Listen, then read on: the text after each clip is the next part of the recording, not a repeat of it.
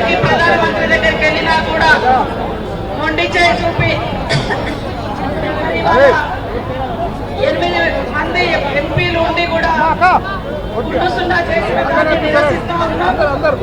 ఖండిస్తా ఉన్నాం. ఇప్పటికైనా కేంద్ర ప్రభుత్వం తెలంగాణ నుంచి వచ్చేటువంటి కేంద్రానికి పోతున్నటువంటి మాటలకు ఇంట్లో పెట్టుకొని మా మాట మాకు ఇవ్వాల్సిందే. మీరు నిన్న ప్రవేశపెట్టిన బడ్జెట్ ఎన్నికల బడ్జెట్ లేదా రాష్ట్రాల అభివృద్ధి కోసం రాష్ట్రాల సంక్షేమం కోసం కేటాయించినటువంటి బడ్జెట్ కాదు. బీజేపీ ప్రవేశపెట్టిన బడ్జెట్ చరిత్ర చూస్తే గత 11 సంవత్సరాలుగా ఎక్కడ ఎలక్షన్స్ ఉంటే అక్కడ ముందుగా వరాలు కురిపించడం వాళ్ళకి ఆనవాయితీ, సాంప్రదాయం.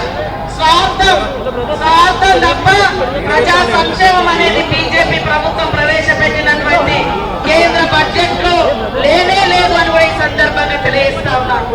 వారికి తెలంగాణ అన్న, తెలంగాణ అనే పదం అన్న, తెలంగాణ అభివృద్ధి అన్న పిచ్చి విద్వేషంతో కూడుకున్నటువంటిది.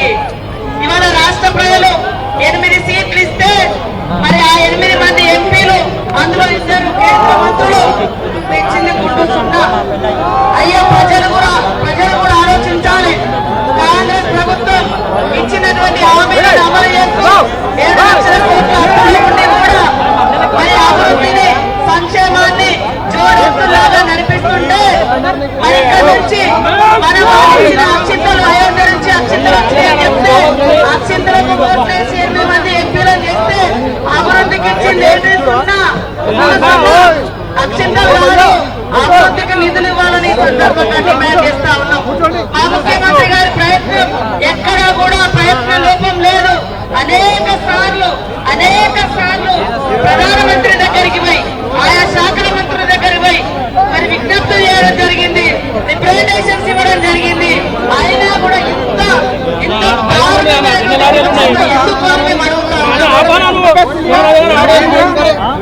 ఇచ్చినప్పుడు 2014లో తెలంగాణ ఇచ్చినప్పుడు పెట్టినటువంటి అనేక హామీలను 3 సార్లు గవర్నమెంట్ వచ్చినా ఇంతవరకు ఇచ్చిన హామీలు అమలు చేయలే, వాగ్దానాలు అమలు చేయలే. మరి ఆ రోజు ఉన్నటువంటి విభజన చట్టం ఏదైతే ఉన్నాయో వాటిని అమలు చేయలేదు. కానీ నుంచి ఏడాది లోపు అనేకంగా పబ్లిక్ ఇచ్చినటువంటి హామీలన్నీ కూడా అమలు చేస్తా ఉంటే మేము విఫలమైనమని మాట్లాడుతున్నాం. ఇక మీరు విఫలమైనయ్యా, మాకు 8 సీట్లు ఇచ్చిన ఎంపీలుగా మీకు 8 ఇస్తే మీరు కేంద్రం నుంచి ఏం తెచ్చారు, మరి ఏం చేస్తుందో ప్రజలకు తెలుసు. కాబట్టి ఈ రోజు రాష్ట్ర ప్రజలు కూడా గమనించాలి. అక్షింతల కోట్లేద్దామా,